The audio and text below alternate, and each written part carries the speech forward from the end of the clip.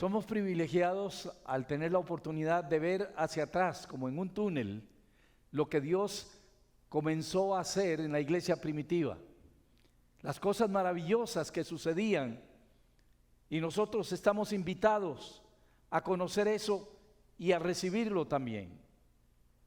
El libro de los Hechos de los Apóstoles es uno de esos ejemplos. Hemos venido leyendo en estos días, en estas semanas, este libro de los Hechos, y vamos aprendiendo cada vez más cómo conocer lo que ocurrió, cómo sucedió el inicio de la iglesia primitiva. Recuerdo cuando don Arthur nos enseñaba sobre coaching y decía, aquí la clave son las preguntas poderosas. ¿Dónde está Arthur? Que no lo veo. Las preguntas poderosas. Y en esta historia que hemos leído hoy, hay una pregunta poderosa que es como el foco de nuestra reflexión esta mañana. Después de que Pablo conoce a un grupo de la iglesia, era una iglesia aparentemente de 12 personas. De esas 12 personas, Dios tiene misericordia para que el evangelio corra por todo lado, pero el Señor le permite a Pablo hacer una pregunta a esos hermaniticos de los 12. Les dice, ¿recibieron ustedes el Espíritu Santo cuando creyeron? Y yo supongo que los hermanos se volvieron a ver unos a otros como diciendo, ¿de qué se trata esto? Y ellos contestan, nunca hemos oído hablar del Espíritu Santo. ¡Wow! Ni siquiera hemos oído si hay Espíritu Santo. Es decir, estos discípulos no habían oído hablar acerca de la venida del Espíritu Santo, como en Pentecostés, en Hechos 2, 1 al 47, ni de los apóstoles cuando dijeron en Hechos 2, 38, arrepentíos y bautícese cada uno de vosotros en el nombre de Jesucristo para perdón de pecados y recibiréis el don del Espíritu Santo. Quiero decir algo antes de continuar. Hay una forma en que voy a presentar esto, es la forma en que he aprendido acerca del Espíritu Santo. Puede ser que usted haya aprendido de otra manera, pero aquí no es cómo aprendimos de una u otra manera, es si hemos experimentado el poder del Espíritu Santo en nosotros, independientemente de cómo fuimos enseñados. ¿De acuerdo? ¿De acuerdo? Muy bien. Entonces allí encontramos que cuando Pablo llegó a Éfeso, se encontró una pequeña iglesia de 12 personas. No solamente era pequeña, sino era una iglesia débil también, en todo el amplio sentido de la palabra. Eran nuevos en la fe, estaban comenzando a escuchar sobre el Señor Jesús y sobre el Espíritu Santo en esta ocasión, pero también era una iglesia débil en la parte económica. Bueno, si tuviéramos aquí 12 personas solamente en este auditorio, no nos alcanzaría ni para pagar el agua, ¿verdad? Pero parece que estamos en mejores condiciones que en aquel momento esa iglesia de Éfeso. Estaban comprometidos, ¿cuántos? De los 12. Porque normalmente en las iglesias no todos los que asustan, iba a decir. Ok, también. No todos los que estamos aquí estamos comprometidos. Recuerdo hace años que estudiábamos acerca del crecimiento de la iglesia y se decía que había una regla que era 80-20. 80 ven lo que sucede y 20 son los que hacen que las cosas sucedan. O sea, 20% son los que trabajan, los que diezman, los que aportan su vida para la obra del Señor. Y 80% ríen y aplauden. Qué terrible. Bueno, si usáramos esa regla, en este caso, de 12, ¿cuántos estarían comprometidos de esos 12? Tal vez 3, tal vez 4, tal vez 2, no lo sabemos específicamente. Éfeso era una iglesia, era una ciudad donde reinaba la hechicería, la idolatría, la perversión sexual, una ciudad cargada de mundanalidad. Por consiguiente, nos encontramos con una iglesia que está en aquel ambiente sin el poder que trae el Espíritu Santo, porque todavía ni siquiera dicen que habían oído hablar de eso. Una iglesia que estaba rodeada, oprimida por la cultura de pecado que reinaba en aquel entonces. Esto se convierte como en una montaña imposible de superar. Cuando tenemos frente a nosotros una situación donde Dios nos envía al mundo a proclamar su evangelio, pero a veces como que no tenemos las herramientas necesarias para hacerlo y enfrentar tanta situación de pecado que hay fuera de nosotros. ¿Cómo impactar una ciudad como esta? ¿Cómo impactamos las familias? ¿Cómo hacemos para superar el escepticismo que existe el día de hoy, así como en el pasado? Pablo conocía la fórmula, aparentemente.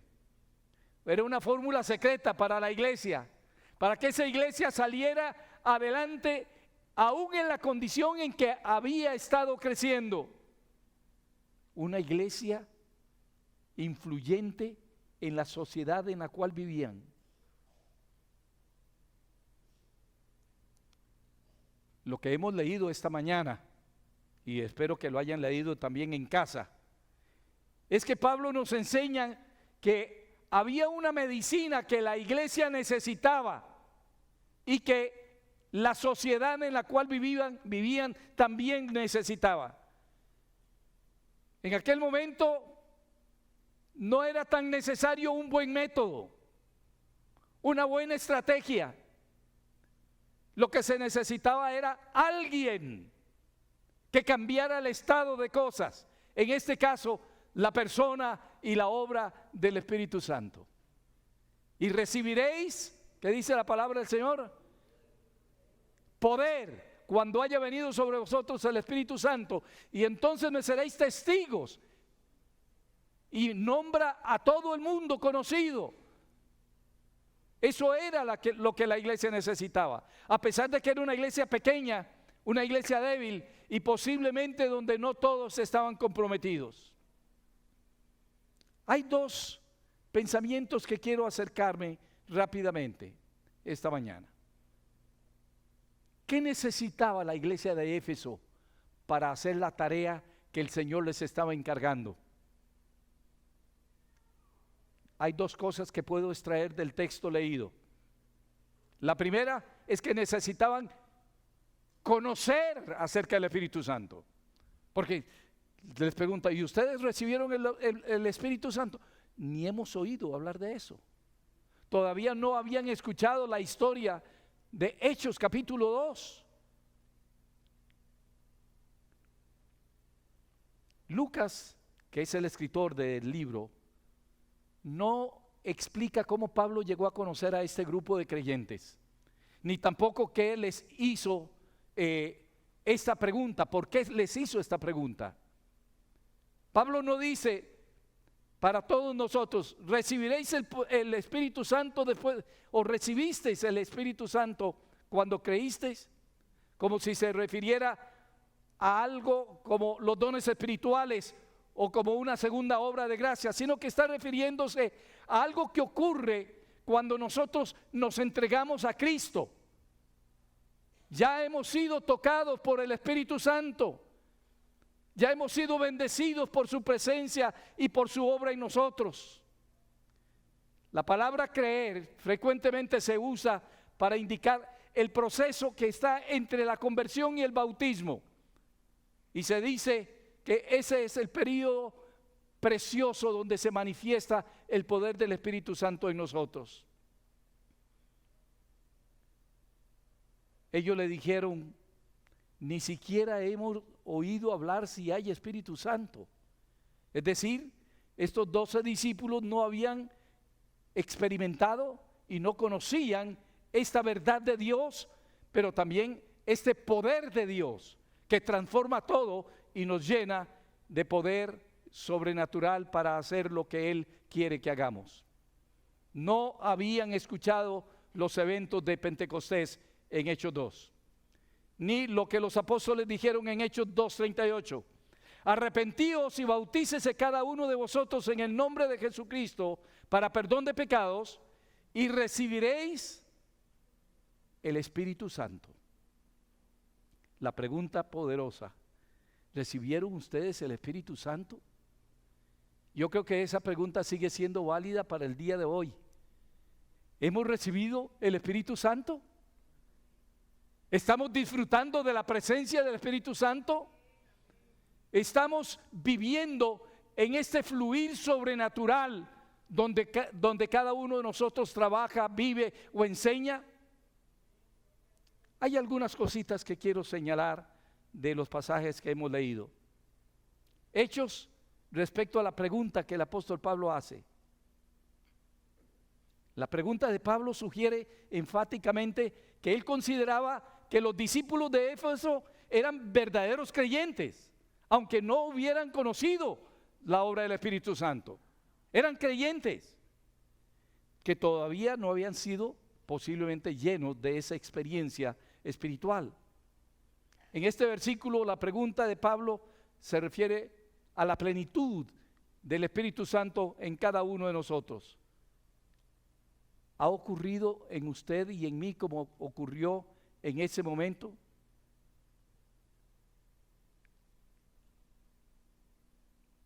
Ya habían creído en Cristo antes que Pablo los conociera, según Hechos 19, 1 y 2.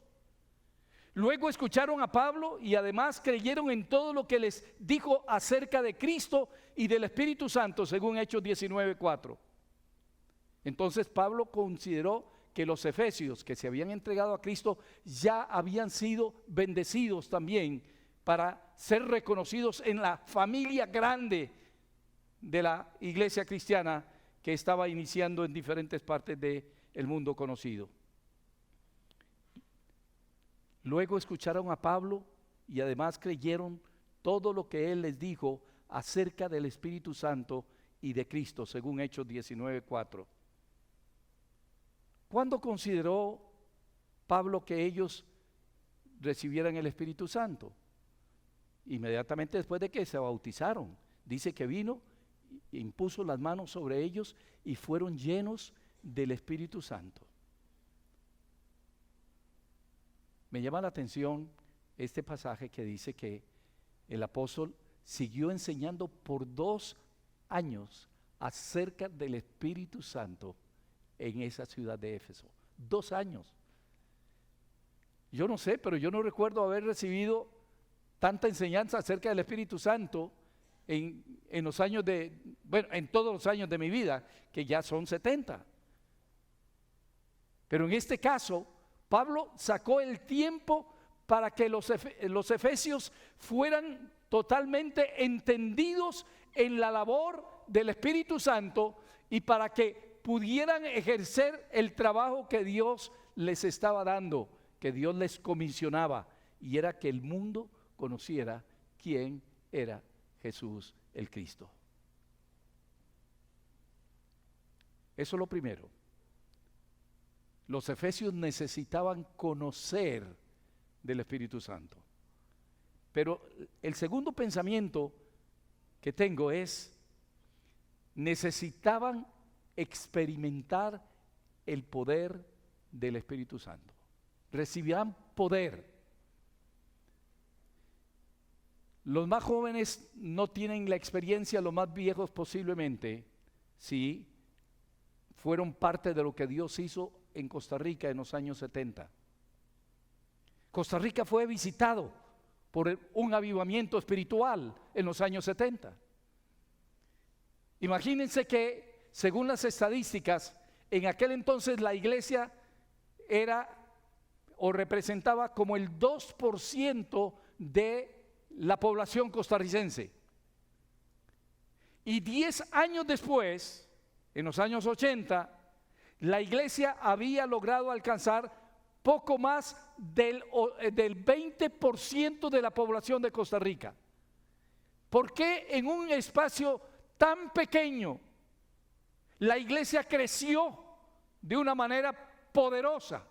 Y el evangelio de Jesús fue predicado en los hospitales, en las cárceles, en las universidades, en los colegios, en los barrios, en los trabajos, donde fuera, allí se estaba predicando el evangelio. Los taxistas, los albañiles, los profesores, todo el mundo tenía algo que contarle a esta ciudadanía para que tuvieran un encuentro personal con Jesús y fueran transformados poderosamente por el Espíritu Santo. Aleluya. ¿Cuántos se acuerdan de eso? Hermanos, ahora dentro de un ratito vamos a compartir un testimonio lindo acerca de eso. ¿Qué ha pasado y por qué el día de hoy no estamos viendo las señales que ocurrieron en el capítulo siguiente del que yo estoy hablando? La próxima semana seguro hablarán de eso. Pero los milagros eran algo que se veían todos los días. No era algo esporádico. Era que la gloria de Dios descendía y se manifestaba, aún sin el conocimiento necesario que estábamos esperando. Dios nos usaba a jóvenes y adultos. Era algo extraordinario. Recuerdo yo que el día después de un evento que vamos a contar más tardito, yo me fui para el colegio el día siguiente. Había pasado llorando toda la noche, no podía parar de llorar. Había algo que estaba sucediendo en mi vida que no tenía explicación. Nunca nadie me había enseñado acerca de eso, ni conocía acerca de eso. Y una profesora maravillosa que tuve, era profesora de inglés, pero era mi profesora guía en el colegio. Cuando me vio llorando, vino a ver qué era lo que pasaba. Yo no podía explicarle, no podía hablar. Yo no sé cómo, pero ese día esa señora entregó su vida a Cristo.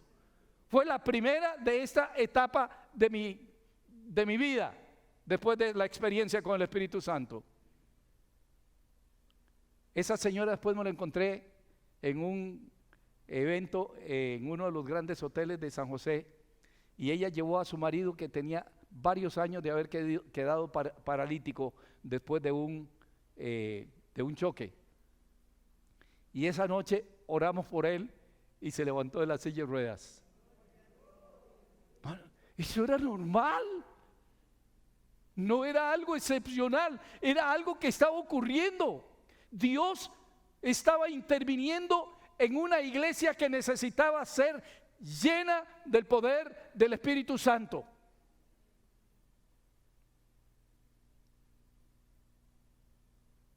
Creo que necesitamos, como Pablo lo hizo con la iglesia de Éfeso, necesitamos estudiar más y experimentar más. Los apóstoles pudieron experimentar esto después de Hechos, capítulo 2. Y podían experimentar los milagros que Dios hacía a través de ellos. Porque el poder del Espíritu Santo había venido sobre estos creyentes. Algo nada más para reflexionar.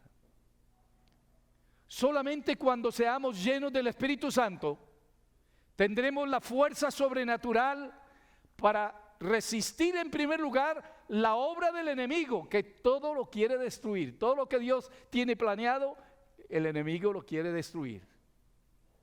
Estaba leyendo en estos días un artículo muy interesante de algo que está pasando en un país que quiero mucho. Dice, a partir de los 3 años, parte del currículum es enseñar a los niños a masturbarse. en un país desarrollado, un país postcristiano ahora. ¿Cómo luchar contra estas perversiones? Si la iglesia no tiene todos los recursos. ¿Cómo sembrar la semilla de vida en Cristo Jesús en los intelectuales de nuestro tiempo?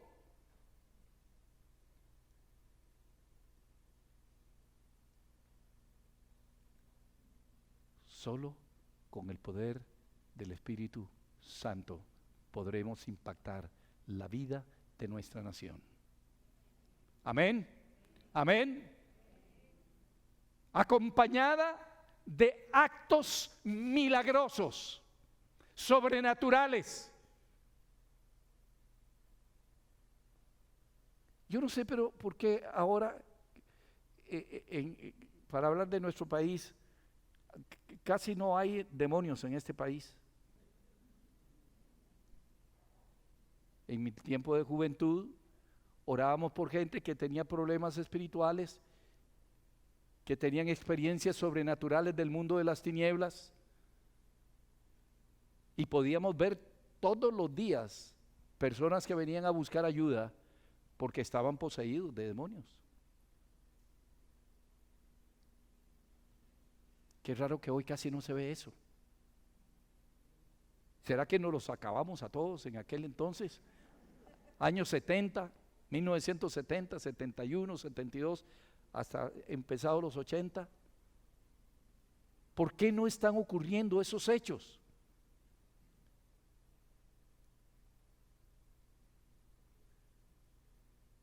¿Cómo vamos a obtener la fuerza sobrenatural para resistir los efectos de una cultura de pecado como la que vivimos?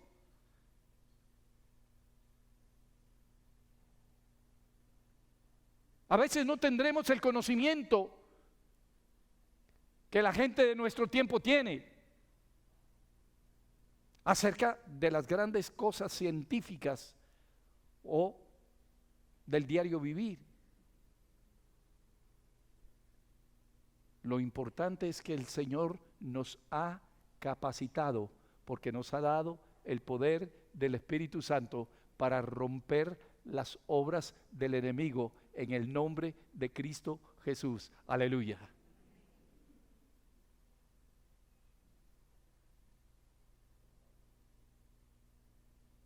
A través de la llenura o plenitud del Espíritu Santo podremos impactar la familia, podremos impactar la sociedad, podemos ser agentes de transformación de la vida de miles y miles de personas.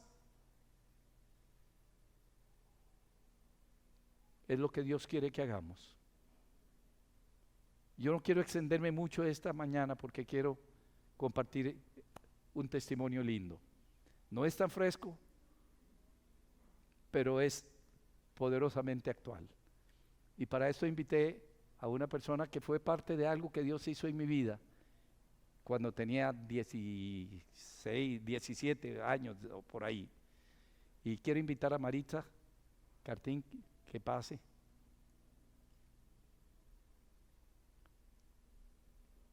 Necesito un micrófono. ¿Está ahí?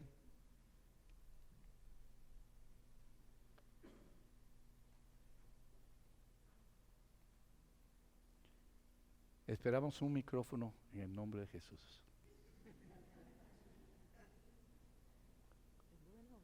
¿Ah? Pero no llega.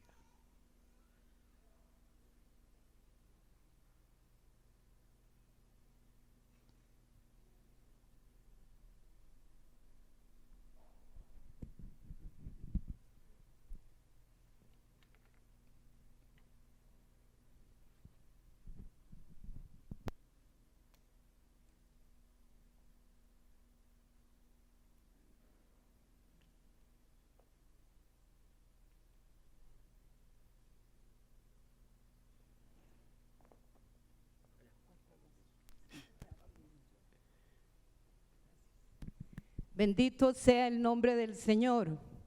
A Cristo sea la gloria. A Él sea la honra y el poder. Amén. Qué hermoso es oír las palabras de mi hermano Carlos. Él no es solo hermano espiritual, es un hermanillo carnal. Porque pasábamos más tiempo en la casa mía, ¿verdad, Carlitos? Ahora viendo a Mónica era como estar viendo a la mamá. Me acordé de tantas cosas. Hermanos, qué tema más extraordinario.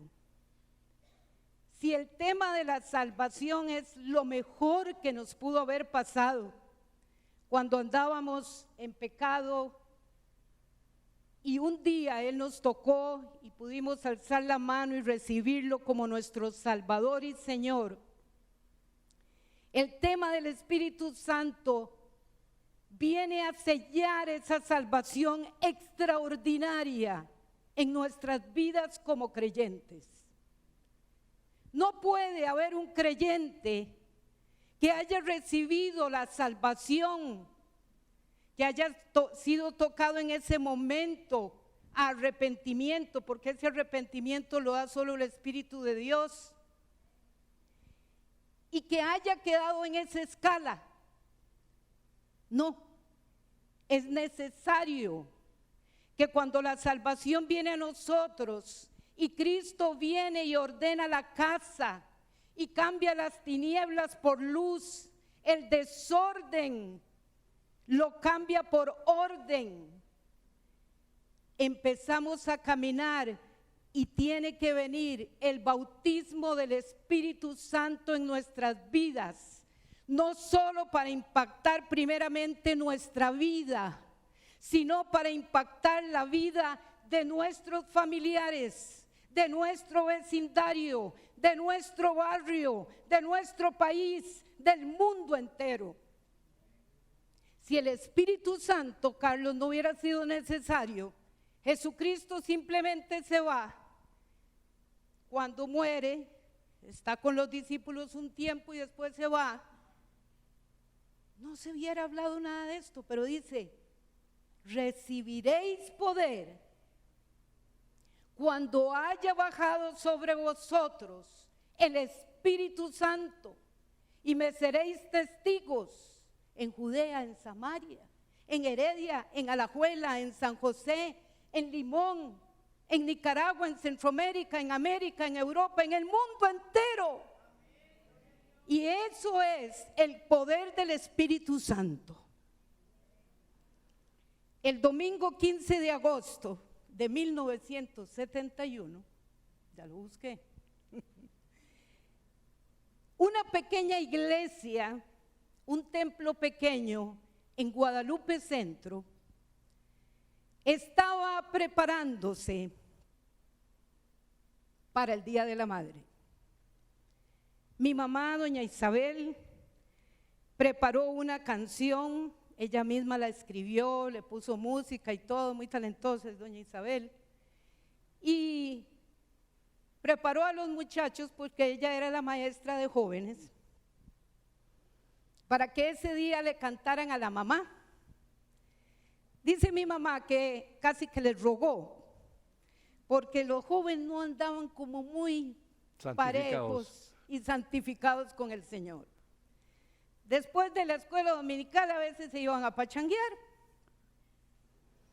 Entonces dice mami que les dijo: por favor, vengan el domingo, yo voy a preparar unas flores para que le den a su mamá, le canten, y después ya pues se van donde ustedes quieran. Pero nadie se imaginaba que en aquella pequeña iglesia, que cuando uno entraba traqueaba, porque piso de madera, bancas de madera como aquellos tiempos, un púlpito con una baranda muy especial de las 7 palabras que dice Jesús cuando estaba casi por morir. Un lugar inolvidable. Y esa tarde,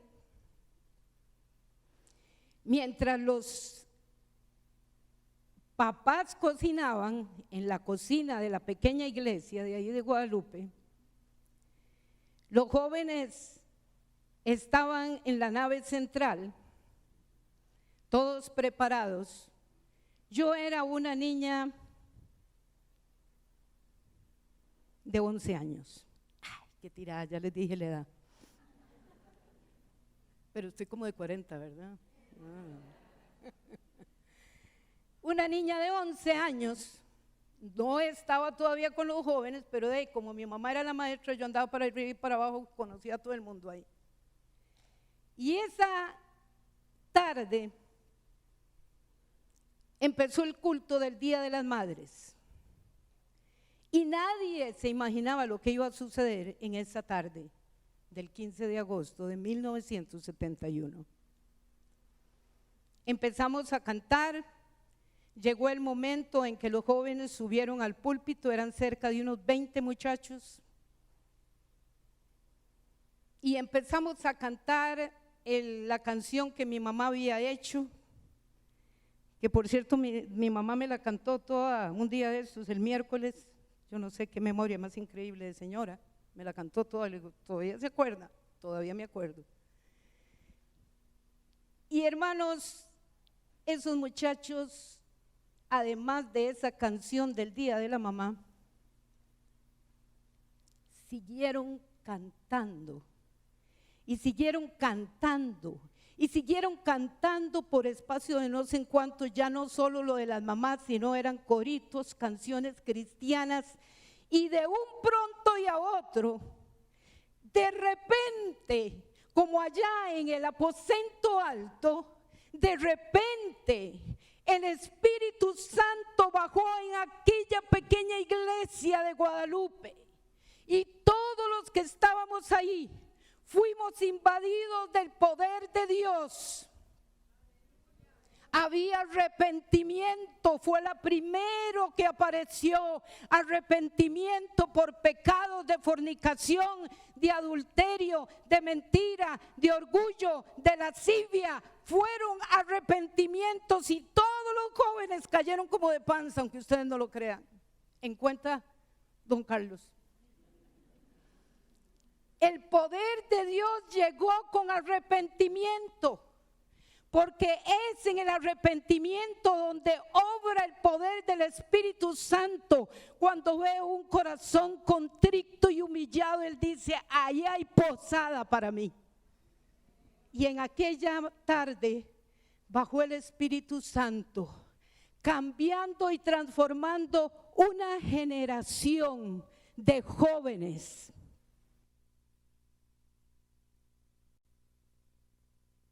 Años, el Espíritu Santo me levantó en aquella tarde, alcé mis brazos y yo no sabía ni qué estaba diciendo ni haciendo, y me dio palabra de profecía para cada uno de los que estaban ahí. Y a Carlitos le habló directamente.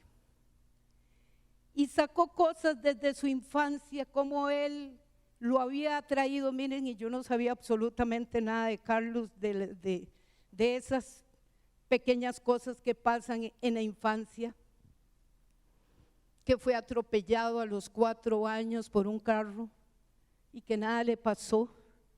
Y el Señor le decía, así como fuiste atropellado por un carro, yo te cuidé. En aquella poza del Virilla, que muchos nos bañamos, ahí te cuidé porque se está ahogando.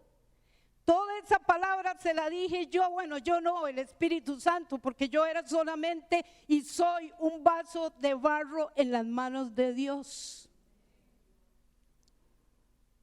Después, como que era bien inquieto este Huila, después se partió la lengua. Y dice Carlos que el doctor, este chiquito difícilmente vuelve a hablar. ¿Se imaginan? Y ahora no para. Y el Espíritu Santo le dijo en ese momento lo que le había sucedido. y te llevaré, te cuidaré, te he cuidado y te llevaré por naciones de naciones. Pisarán tus pies y serás testigo del poder mío. Ese es el poder del Espíritu Santo. Debemos ansiarlo, debemos pedirlo y debemos tener un espíritu de arrepentimiento en nuestras vidas para que se haga patente en nuestros corazones. Le digo a mis dos hijas, tengo una hija de 35 años y una de 30, y yo les digo, chicas, yo le doy tantas gracias a Dios que Él pudo tocar mi vida tan joven. No necesité pisar una discoteca, no necesité ir al salón del centro de amigos que estaba enfrente de la iglesia. Yo sé que ustedes no saben de esto, y los más viejillos tal vez lo conocieron. No necesitaba fumarme un cigarrillo. ¿Saben por qué? Porque el Espíritu Santo transformó mi vida desde muy joven. Y después de eso, hermanos, de ese evento ocurrido ahí, imagínense que eso fue en la tarde de ese domingo, y toda esa tarde, toda la noche, pasaron horas de horas, se cantaba, se oraba, se lloraba, y como dijo Carlos, al otro día tenía que ir al colegio. Y después de ahí la vida de una gran generación cambió para siempre.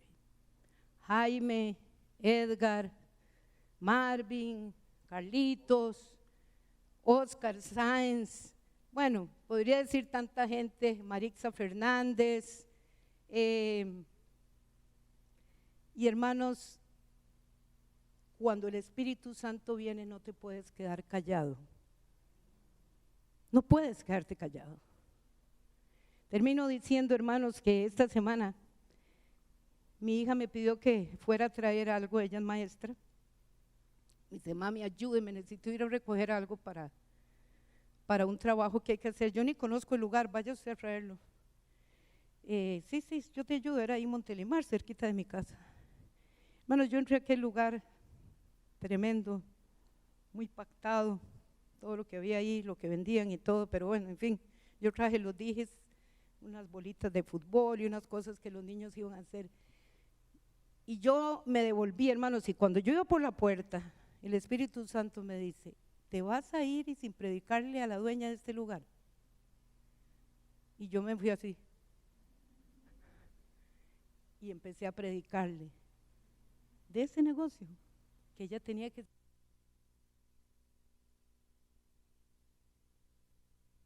cerrar. Detestable, de veras, para Dios, para el Señor. Y hermanos, desde ese tiempo yo no me puedo callar, porque si usted está en un desierto y encuentra agua y tiene gente alrededor suyo, ¿qué es lo que hace? Les invita a tomar agua.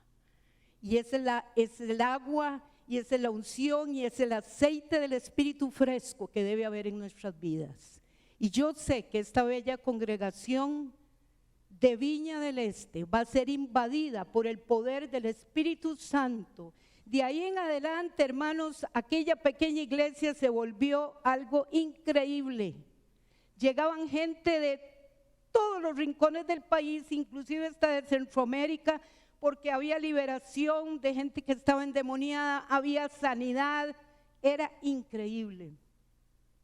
Carlos, y me acuerdo que yo en el Parque de Guadalupe nos íbamos a evangelizar con tratados, ellos se subían en buses, predicaban el evangelio sin vergüenza, sin decir, ay, es que si me oyen, y qué bañazo, como dicen algunos muchachos, ¿verdad? No, eso no hay, porque cuando el Espíritu Santo fluye en su vida, usted lo único que quiere es hablar de ese poder. Amén.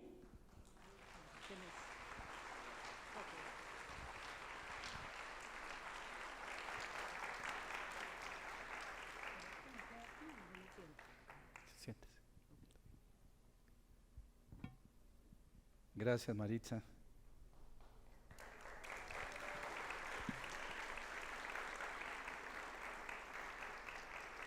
Es maravilloso de que no solamente individuos fuimos impactados en ese evento,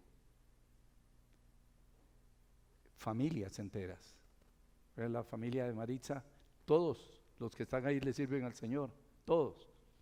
En mi casa, prácticamente, mi familia extendida, casi todos estamos involucrados de una u otra manera en el servicio al Señor, pero ha sido de siempre. Dios transformó la vida de esos muchachos que estábamos allí, todos menos uno de los que estaba ahí, que yo recuerdo, eran 21 personas, 21 jóvenes.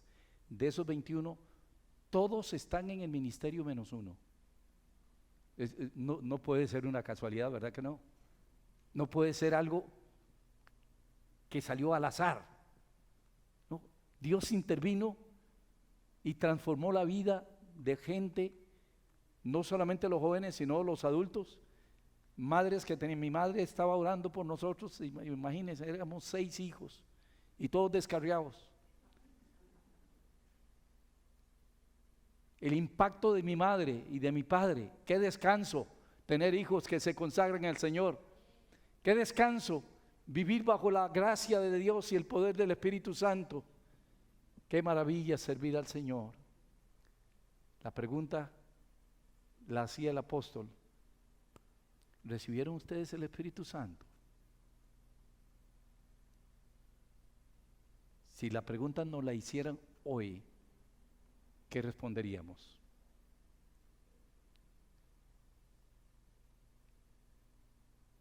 Trabajar para extender y establecer el reino de Dios en la vida de muchas personas no se puede hacer solo con conocimiento, no se puede hacer solo con recursos humanos. Tiene que intervenir el poder del Espíritu Santo, que es el que nos hace nuevas personas en Cristo Jesús.